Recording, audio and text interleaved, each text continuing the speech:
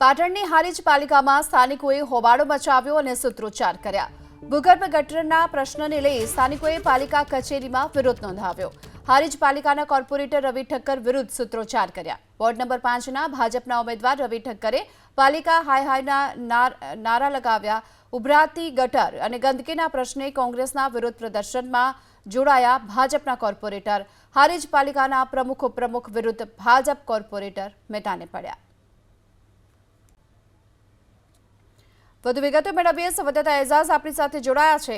એઝાઝ, હાલ જે સ્થાનિકોએ હોબાળો મચાવ્યો છે, કેટલા સમયથી ભૂગર્ભ ગટરનો આ પ્રશ્ન તેમને સતાવી રહ્યો છે અને શું રજૂઆત કરાઈ?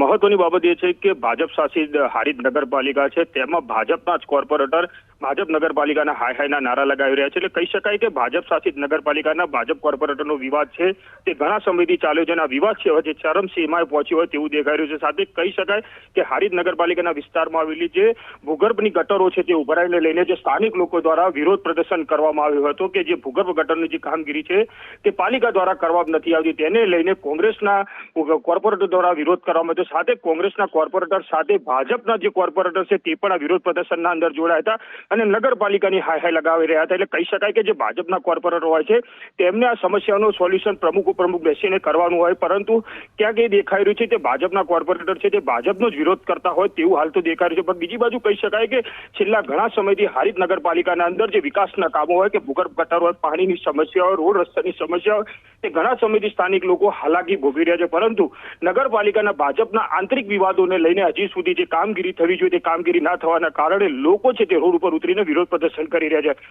પરંતુ એક બીજી બાજુ જે એ બાબત છે કે જે ભાજપના કોર્પોરેટરો છે તે ભાજપના પ્રમુખ ઉપપ્રમુખ સામે એટલે નગરપાલિકાની સામે વિરોધ પ્રદર્શન કરતા હોય તેવું પણ હાલ તો જોવા મળી રહ્યું છે। જી, આભાર આપનો આ માહિતી માટે।